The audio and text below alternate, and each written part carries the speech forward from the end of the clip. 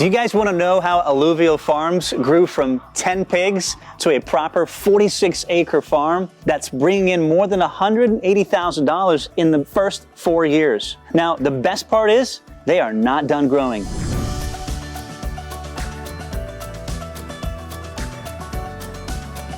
On today's episode, we are touring Alluvial Farms here in Everson, Washington with the owners, Katie and Matt. Family farming is usually considered a really tough industry. However, Alluvial Farms is thriving due to their focus on sustainability and connection with the community. Now, along with raising hogs, as you guys can see, smell, and hear around me, they're also growing organic grain for feed and are looking to get into other agricultural ventures. How many acres would you need to get started on a small scale? So there's three, right? We've got hemp, we'll have grapes, and we have this pork. That's how you're growing your farm Once business. those enterprises are launched, they're both more scalable than pork. What was the initial upfront investment? If you've ever considered farming as a career, you will absolutely love hearing advice from Katie and Matt. We'll also take a tour of the whole farm from start to finish. We'll meet some of the animals, which are incredibly fun, and take you behind the scenes of everyday life on a pig farm. Then you put the disc in the field. And they just roll through and break up the soil clods. When they're not nursing, they get about 5 pounds of food a day. Here you go, Mama. Take a 1/10 of a second, subscribe to this channel, like this video, and let's go talk and learn from Matt and Katie.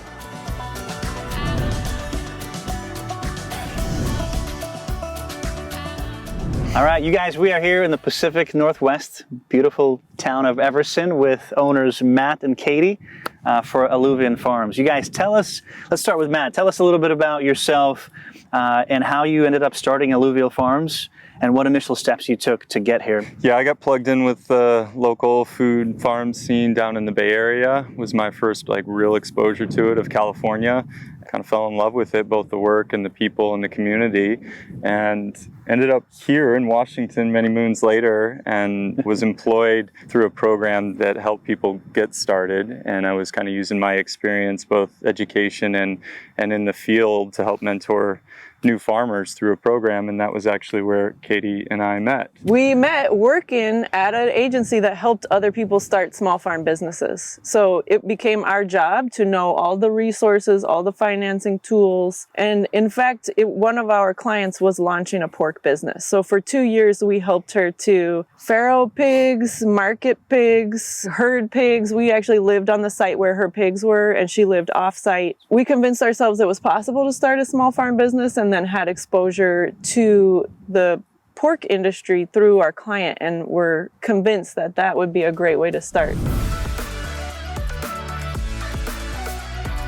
In terms of starting for you guys, what was the initial upfront investment to get these 46 acres? We were in business for close to 3 seasons before we found this farm. Okay. They call it, in the pig business, they call it feeder to finish. If you're buying in a baby pig and growing it to harvest weight and then selling the meat. And they call it farrow to finish. If you're breeding the pigs, they're born on your farm. So we were feeder to finish, and our initial startup cost, we got a $12,000 operating loan from ICU that the food cooperative backed us on. It was co-signed, and that 12K allowed us to buy our first bulk feed purchase, and I think our first litter of pigs. How many pigs? That year we raised 50 pigs on at least 5 acres. We also, at that time, we had a tractor that was probably a $12,000 to $15,000 investment.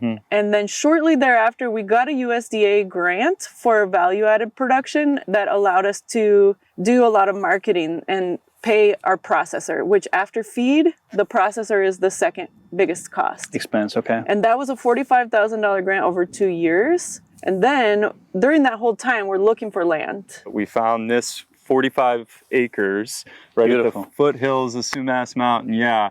And so sure enough, we landed it. We couldn't be more pleased because down here we have nice deep soil, and then up top we have this well-drained soil, which is great for livestock in our climate. That was a price tag of $500,000 for 45 acres. Okay. Of raw land. Oh, of raw land. Well, let's go check out those field pigs, right? Yeah. Oh, you're brave. Oh!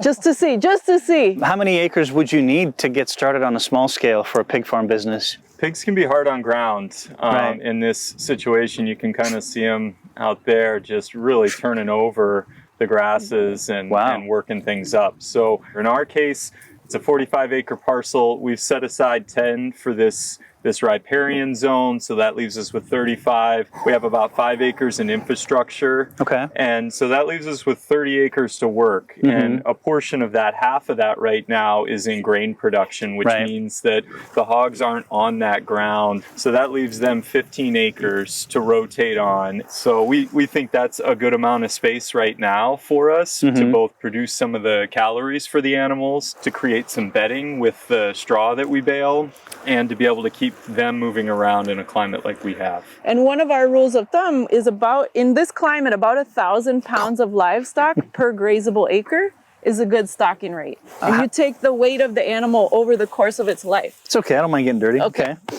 I mean, I will eventually. Yeah. Well, distracting us a little bit here from our purpose.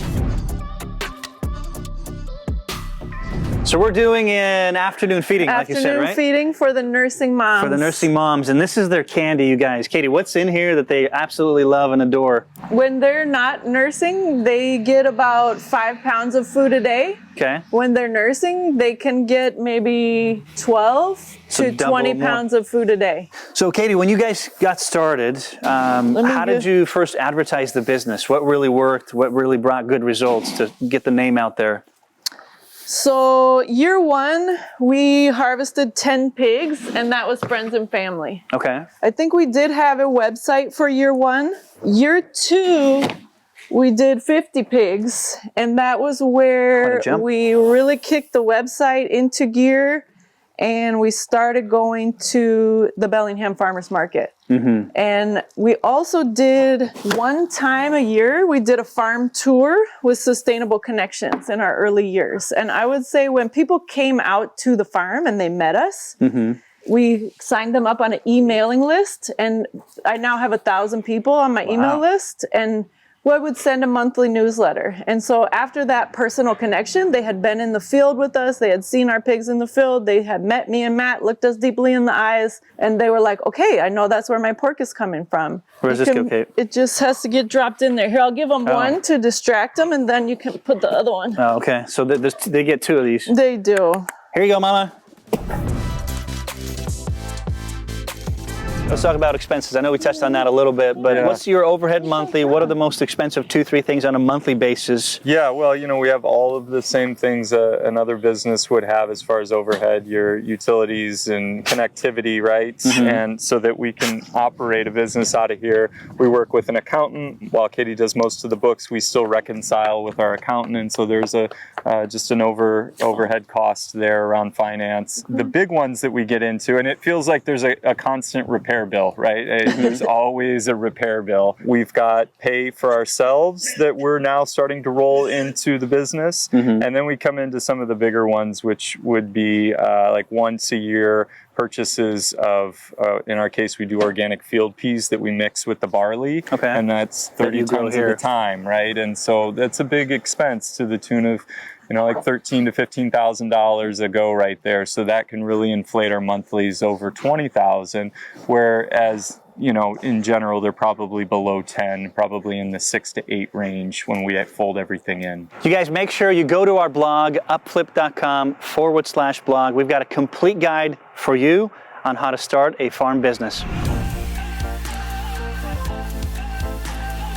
In general, I want to start something today, small scale. What's realistic to budget for monthly expenses? The feed and the butcher are the most expensive costs. So there's going to be a one-time in the spring, let's say, cost for buying bulk amount of feed. And then after that, your monthly expenses relatively low. We're in that range of $5,000 a month, which, it's still significant, but on big months where we've bought bulk feed, we do buy in organic field peas, and so that's a big semi-load, right? And that's going to up our monthly expense to maybe $22,000 in a month. For that month, though, but it's segregated over... Totally. Yeah.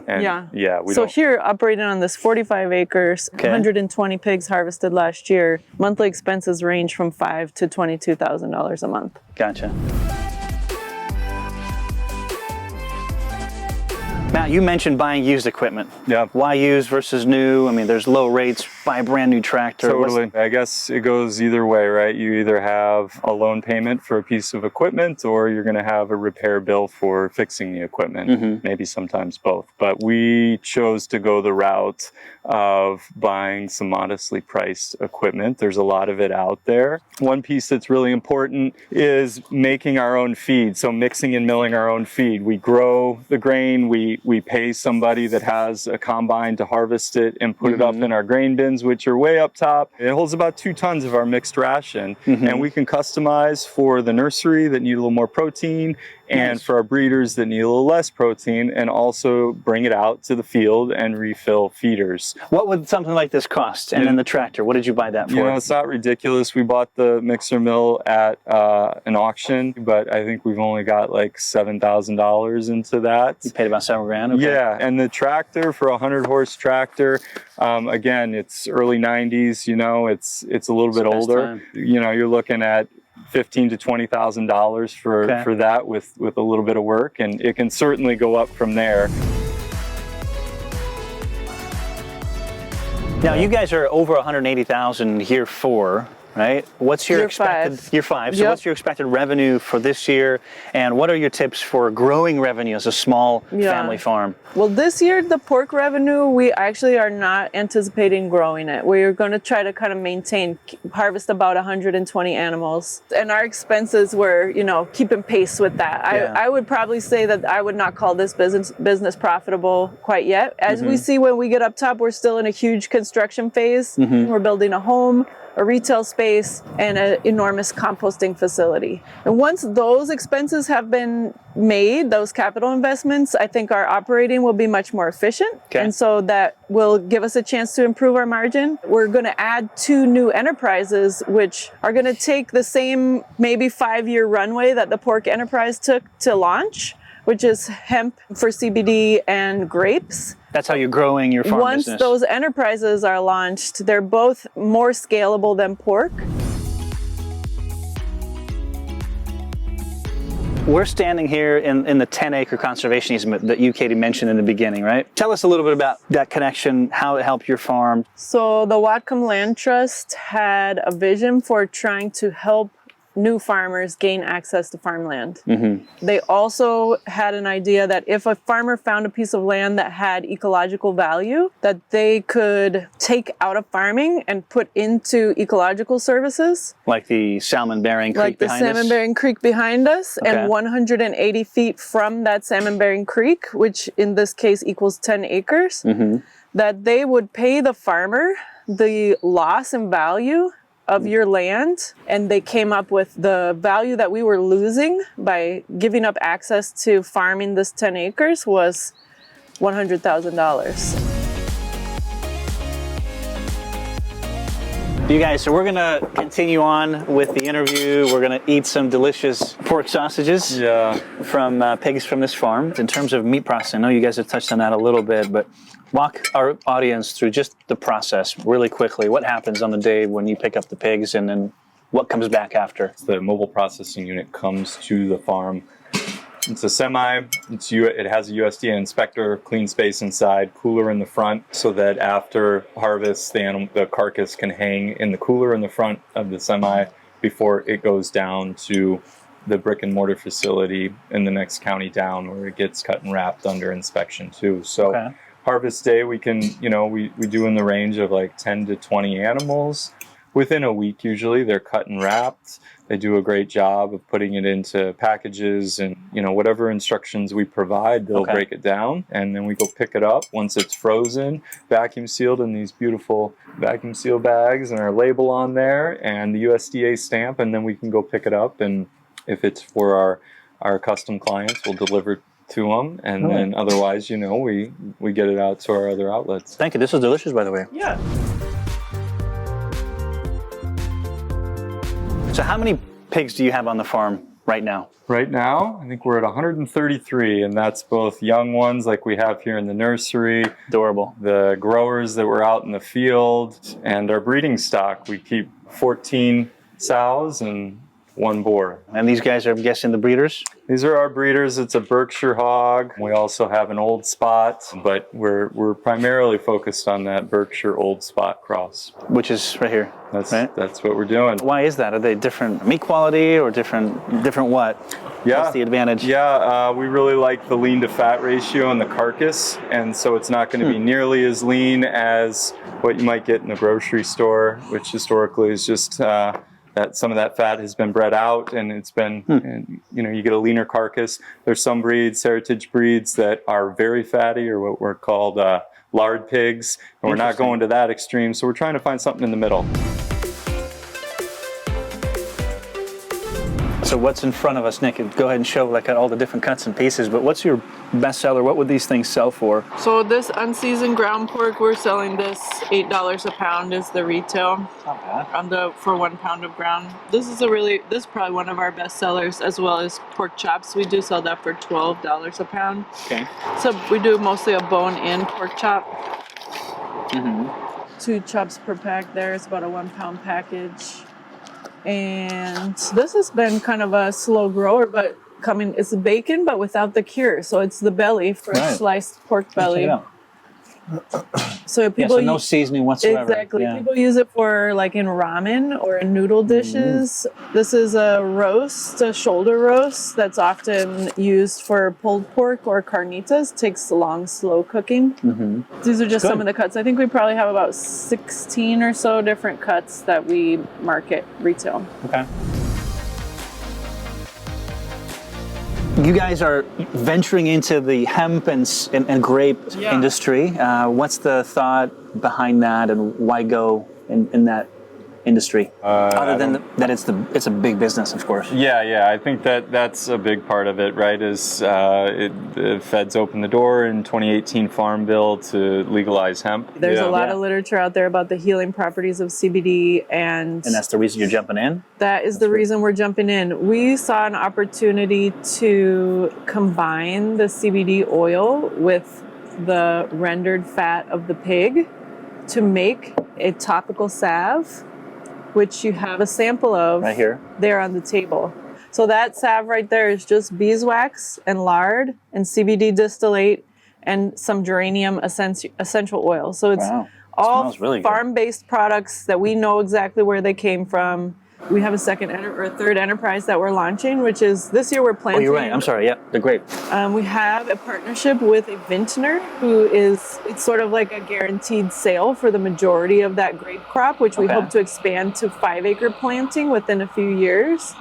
And so we'll have a beautiful bottle of sparkling rosé that has been produced by another business from grapes from our farm. That's awesome. So there's 3, right? We've got hemp, we'll have grapes, and we have this pork. And so there's some diversity in there that brings in different revenue streams and hopefully complements the others as well, right? So that it's working together. Everything's in unison. That's right. At some point I see an Alluvian restaurant here on the road. That's a good segue to our building. We're going to take you there next, and we're going to show you our vision for how we're going to bring people here and give them all these amazing, tasty things. Awesome. Let's do it. Whoa! That would be a wrap. That's a blooper! Me and Matt fall on our backs. Now let's talk about what your day-to-day looks like. We also have a foundation behind you. Love to know what that's all about, what your vision is, and how many hours a day do you guys even work as well? Well, pigs, they sleep in, so it doesn't necessarily have to be super early morning, but feeding is a daily thing. We manage our feed for the animals in the morning. The breeding stock in particular, they all get fed in the morning, so we like to get up here, and that usually kind of corresponds with our 10-year-old getting on the bus, right, and getting out the door. But starting with that, making sure that all of the nursery pigs are all right, getting eyes on all the animals, maybe a little bit of bedding down if need be, and checking water and food first thing in the morning. And then there's sort of a veterinary schedule. When the pigs are born, we call it the first processing happens at 3 days. We castrate the males and give them a vaccine against respiratory illness and ear tag them. So that's at 3 days. And then about 10-15 days later, they get a booster for the respiratory vaccine. So that's some of the maintenance that that kind of goes into the pigs. And then there's always some computer and administrative work. We have a few grant proposals that we're working on right now. The launch of the new enterprise, we have a marketing consultant that we're trying to work with, and we're trying to purchase a few more materials so that we can do our next run of the salve. And then we're the general contractor for this building. So we are building here a place Come where check out the plans, guys. we can live, but also it can be a place where eventually we can get conditional use permit from the county to host eating events. Okay. Could this be pork sandwiches and beer? This is sort of what we're working with. Is that farmer can dream. You're coming home from the mountain, you need food, you don't have time to cook, you just go to Alluvial, get a pork sandwich and a beer, or a pork sandwich and a sparkling rosé. There you go. That was grown here, you know. Talking about equipment, why don't we switch gears here? Show us what's most important that's close to where we are. And I know you said we'll need to hop in the truck and then take a look at some of the bigger stuff. So what's here that we need to focus on that's important let's step into the barn. We've got our skid steer, which is a daily piece of equipment that, farming ultimately ends up being moving stuff around a lot. Okay. And the more efficient you can do that, the easier things are and the better off you'll be. So the skid steer has been a great tool for us. It's got a bucket, it's got a quick attach, that we can swap and put forks on. But yeah, it's mainly for moving things around. Just within here? Exactly. Well, primarily, but we can bring shavings in and drop them in the stalls real easily. We can scrape things out real easily. We can turn our compost real easily. We can load our manure spreader real easily. So it becomes this tool that's just very flexible in our everyday. What's it cost? What was it used? You're in the $15,000 range for modestly priced ones, but they can quickly get up into the $50,000 range, $60,000 range. So again, that's a choice you got to make as far as investments.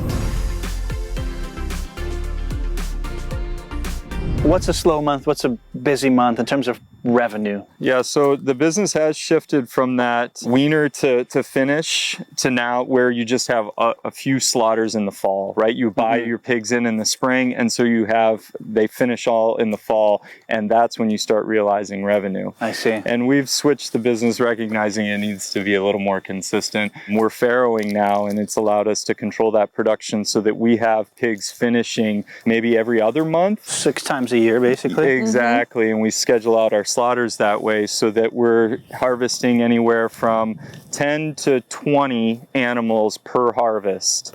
And then once we get that product back, which takes about a week to 2 weeks from the processor, we can start selling that if we've already had it sold, like for the custom shares is a big part of our business, or just fulfilling other orders. What do you mean custom shares? I want to stop on that for just a second.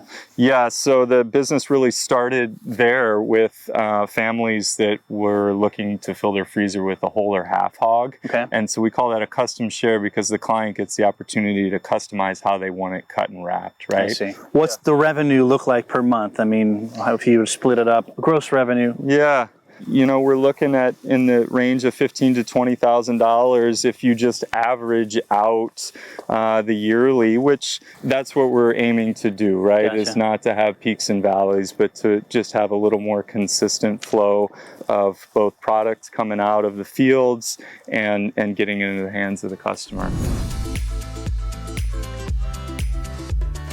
Now let's talk about your growing of grain here on the farm. Why do that versus buying something, from another farmer? What made you guys go that route? Yeah. And where do you store it? Let's check it out. Yeah, we'll walk around to the grain bins. We put all this infrastructure in grain bins that were actually readily available from local dairies. So that gives us a storage of around 50, 60 tons worth of grain and field peas. And then the growing of the grain, you run the numbers, and depending on how much your land costs and what it's best suited for, it was something that we thought we could grow the grain, certified organic grains, cheaper than we could buy that in as a product. Okay. So it has helped us lower that price point for the cents per pound that you're looking at as a hog farmer, and how much it costs to feed your animals, right? All right, so let's start right here with this thing that looks like a... What the heck is that? Yeah, what is that? This is a grain auger for moving materials. So when we receive grain, like up by the grain bins, either when we harvest or when we buy in the organic field piece, it has to get up to the top of those grain bins somehow, right? Okay. And so they make these augers, and it's got an adjustment, so it'll go up or down, and you attach it to the tractor with the PTO. Tractor would be like right here. Okay. And the PTO turns this, which turns the auger, and it'll pick it up. If you drop the grain over this, it'll send it up, and we can open the top of our grain bin and empty in. So, you know, it's not something that we use all the time, but when you need it, you need it. So pigs are in the field. We saw the field pigs, and they've been there. They've destroyed, let's say, 75% of the vegetation, maybe 100. Pigs move on. We're left with a bare field. Then we do a few things. First, we come in with this one, chisel plow. Yeah, it's a 5-shank ripper. It's just big pieces of steel that are meant to go through the ground, dive into the ground. Quite deep, too. Yeah, you can. And so this just breaks everything up so that you can move it around with our disc a little more easily. So something like this used, you know, a couple $1,000. Yeah, let's mention price, too. That's interesting. Okay. So after the ripper, then you put the disc in the field. Yep, this is a standard tandem disc. So it's got these big discs, I don't know, 23 inches, something like that. They just roll through and break up the soil clods and start making a little more uniform situation out in the field. And then we go in with the cultipacker. Cost on this approximately used? Oh, a nice disc like that, you're probably in the $3,000 to $5,000 range. Okay. So this tool, then the cultipacker, is kind of that final setup before you put down seed. So there's 3 gangs of tools here, and one is kind of breaking up clods into smaller pieces. Another is these fingers that drag through the ground and just loosen up. And then these packer wheels on the back set a firm seed bed. And then you can come in with your seed. And so this Red International Harvester 510 is our drill. You know, it's an older piece of equipment, but it's perfect for our size farm. And so you put the seed in the top there, and then it is ground driven. Mouse nest. And it comes out through these little tubes and gets put into the ground, and that's how you sow your crops. So yeah, real easy to put down our grain crops. And then sometimes we'll go back over it with the packer again. What sort of skills and knowledge and training would one, you know, at least get into before getting into the pig farming business? What would you guys say? Good sense of humor. That's for sure. Can't live without that, Matt. But you know, other than the training with the organization that you mentioned, Katie and Matt, what else would you suggest to our viewers who are like, man, I'm passionate about farming. I love these animals. Like, what's some things they can focus on initially to get started? I think one of the things that's been super beneficial for us is being amidst an agricultural community where you can find other mentors who, it might not be specific about pig farming, but it's in that broader context of agriculture. And there's huge amount of benefits. We live in Whatcom County here, where there's a large dairy industry, potato industry, berry industry, and there's this body of resources that exists because of that, right? And I found that to be super important, and to me that's top of mind is being in an ag community or having a community that's going to be able to offer support, right, to your budding business. Small family farm business that's doing mostly direct to consumer sales is out of the norm from the way American food system works right now. So you mean like commercialized versus the direct to consumer? Correct. Small? Yeah. And so you had to have a really good grasp of all the components of that supply chain and how you're going to get to the consumer. And I would also probably add to that studying grant writing, accounting, proposal writing, and small business management. I feel like one thing I saw when we were working at this program, training people to start farms, is there's a lot of emphasis on agronomics and agriculture and the growing of the crop, but it's a business like any other. And so a really huge emphasis on bottom line and profit and just basic how to run a small business skills. Right. Look at these little guys just running up. It's so adorable, so cute. Yeah, they start eating solid food pretty early. I can actually touch one. Oh.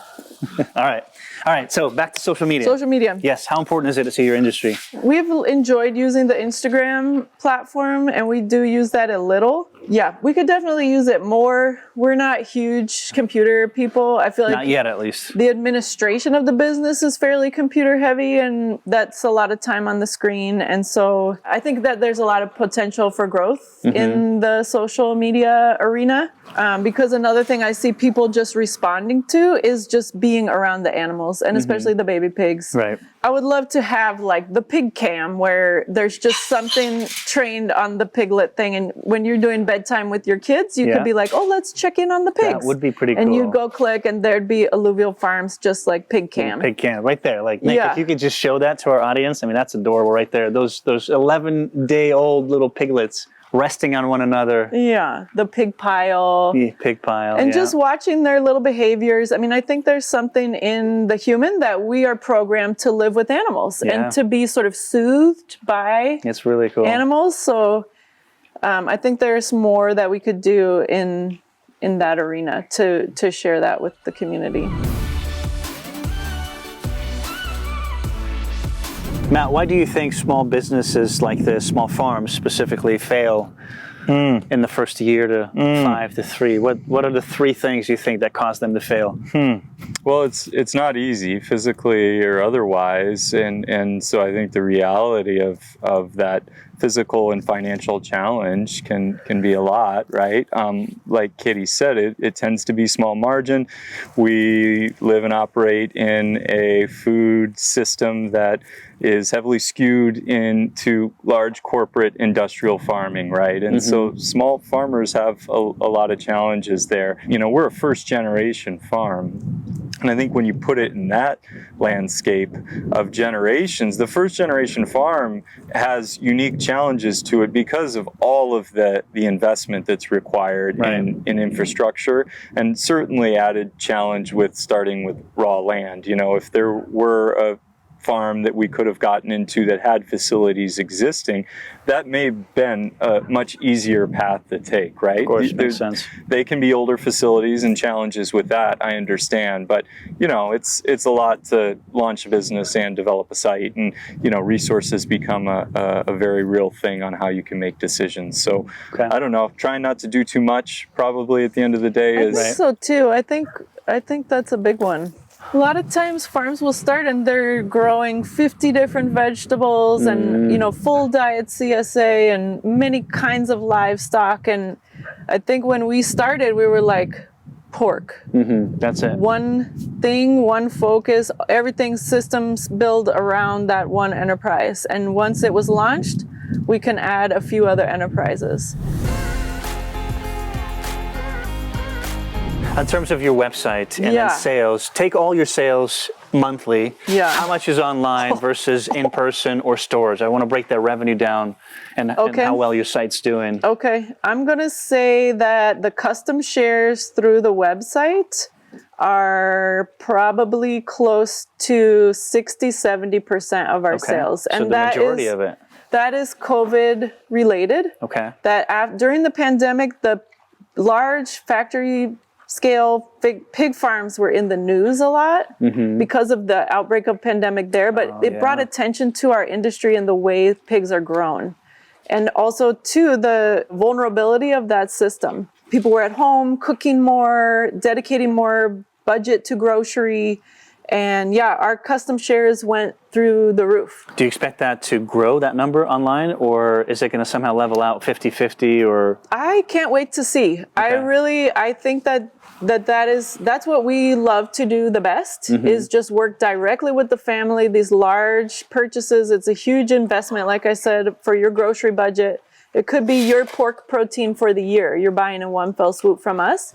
So this year we're offering, anytime a family is getting a share, we offer to schedule a behind the scenes farm tour for just them here. That's pretty cool. And I'm looking to find other ways to offer perks to people who are making that huge investment. In many ways, I think of them as shareholders in our business. And so I'm trying to kind of put it on that spin as well, is that that investment that they're making is what's allowing us to continue doing what we're doing. So they should be valued as a shareholder would be valued. What are some of the challenges of running a small pig farm business personally that you faced? How did you overcome it? We are probably close to $500,000 in debt right now and live in a tent. So we're just like, we have so much left to do. Why are you doing this? We have so much left to build, and we're fairly leveraged, and the margin is fairly low. And I think that has been a really big challenge for us. It's been really helpful. We've gotten some great business coaching to share with us that is really normal for 5 years in to a first generation family farm. That it might be somewhere around 10 or 11 years that you're starting to see profit and see your capital investments leveling out. It is our goal to retire from this business. You know, we're interested in UpFlip because we want to learn how can we create something that we can sell to our son, or something that we can sell to an employee perhaps someday. Right. A lot of farmers right now are retiring by selling their farm for development. And that is not what we want to do. We want to show a model that it's possible to retire from farming and keep your land in farming. So can we build something that's saleable is kind of our big, that's the challenge. I think that's one of the reasons we started the business, was to see if we could make a living out here and then create something that we could retire from. So Katie, this has been so far incredible. I know that our audience is really going to enjoy this episode. Just really the story appreciate you guys. Yeah, of you building this farm and your focus on sustainability, connection with the community. It's amazing. To wrap this up, what would be pieces of advice from you or your son in terms of those who are looking to get into the same industry and so on? What would you say? I would say that you just have to immerse yourself in study and work. And if you can get paid to learn, which I feel like Matt and I, you know, Matthew actually has a graduate degree in agriculture. So he went to Michigan State University and has a graduate degree. So that's one route you can go. But I feel like a lot of my training came as when I was working at the Tilth Alliance, helping other people start small businesses. We pretty much tried to take advantage of every program we could find that was a help to farm businesses. You know, every different program, grant or research or support that we could find. And we both worked in the industry for many, many years. And I think that all of that is really, really valuable. Okay. So what did you say that you shared with us just earlier? A good way to start a business would probably be like having a website ready and making sure you have one ready for what you're going to be doing. And, so that's important. Yeah, and also spending a lot of time with your pigs and your animals that you're going to raise. So if you're looking to have a good scene for when people come to your farm, it's a great idea to start when they're really young like this. Just get in their pen and just hang out with them and make them feel safe around you. And you said there's going to be less of what? Can you tell me that? There's going to be less bacon and more shoulder. More shoulder. And we want more bacon and less shoulder. So thank you guys. It's been incredible. Give me 5. Katie, appreciate it. All right, you guys. Well, that's a wrap for a tour and behind the scenes of Alluvial Farms in Everson, Washington. I really hope you guys enjoyed it. And more than enjoying it, I hope you guys took away a lot of the business aspects of running a pig farm business, the challenges of it, and really the rewarding side of this business as well. So thank you for watching. Make sure you comment below. You guys, we read every comment. Tell us which industries you want us to interview, which businesses to talk to. We are here for you. Subscribe to our channel, like this video, and thank you so much for watching.